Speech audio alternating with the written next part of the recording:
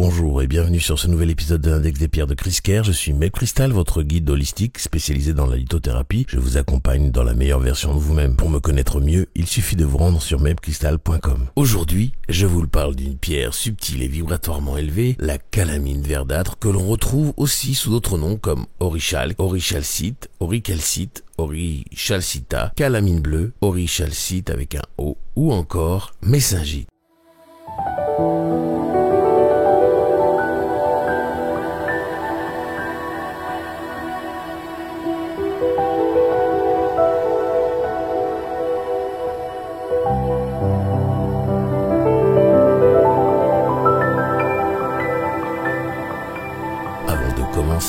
Merci à vous d'être là, toujours plus nombreux, à écouter, partager et faire vivre ce podcast. Si ce n'est pas encore fait, pensez à vous abonner pour ne manquer aucun épisode de l'Index des pierres. La calamine verdâtre a pour formule ZnCu5CO3-2OH6, ce qui indique qu'elle contient du zinc, du cuivre, de l'hydroxyde et du carbone. Elle fait partie de la famille des carbonates anhydres. Son nom lui a été donné en 1839 par Böttger. Il était appelé auparavant cuivre de Corinthe. La calamine verdâtre se présente le plus souvent sous forme de petites touffes de cristaux bleus ou verts, délicatement soyeuses, parfois en agrégats en forme d'aiguille, de plumes ou de feutrage. Sa structure est monoclinique, sa dureté est très faible, autrement dit entre 1 et 2 sur l'échelle de Mohs, ce qui en fait une pierre extrêmement fragile à manipuler avec soin. Sa couleur varie du vert pâle au bleu ciel, avec parfois des reflets verdâtres ou des teintes translucides. La calamine verdâtre est une pierre très douce mais puissamment vibratoire qui aide à élever la conscience collective et individuelle. Elle agit comme un pont entre les plans subtils et le corps physique, et elle peut être utilisée pour canaliser des informations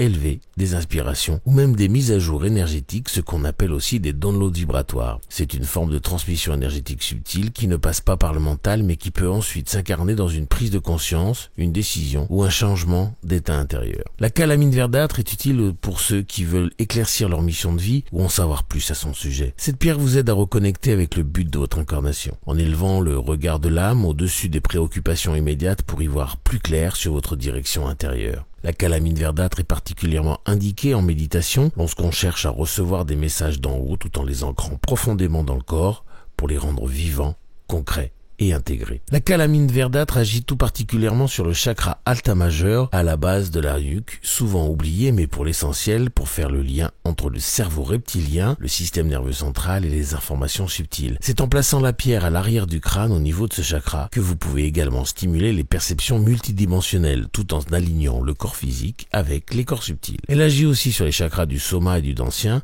pour ancrer les énergies reçues, les stabiliser et vous aider à les incarner pleinement dans votre vibration quotidienne. En parlant de chakras, je vous invite à visiter le site dont le QR code s'affiche à l'écran, chakraactivation.com. Vous pourrez découvrir ma formation qui vous explique comment se soigner en utilisant vos chakras et 30 cristaux qui sont fournis avec la formation, après que je vous ai appris à activer vos chakras haute vibration et vos chakras secondaires. Sur le plan énergétique, la calamine verdâtre est idéale pour réconcilier le corps, l'esprit et l'âme. Elle harmonise les systèmes internes, surtout lorsqu'on se sent fragmenté, dispersé ou alors hors de son axe. Elle aligne les corps subtils au corps physique, je l'ai déjà dit au moins 2 fois, mais c'est pas grave, j'insiste. Ce qui est très utile après un choc émotionnel, une période de maladie ou un travail spirituel intense qui aurait perturbé l'équilibre interne, mais aussi au départ du travail sur soi. Elle renforce aussi l'ancrage énergétique tout en conservant une connexion fluide avec des plans supérieurs. En ce sens, elle fait partie des pierres rares qui savent élever sans désincarner. En raison de sa grande fragilité, la calamine verdâtre n'est pas faite pour être portée au quotidien. Elle est bien mieux utilisée, posée dans un espace de soins, sur un autel ou à proximité pendant la méditation. Vous pouvez cependant la poser sur la nuque ou entre les omoplates en position allongée pour stimuler le chakra alta major et renforcer votre connexion intuitive. Attention,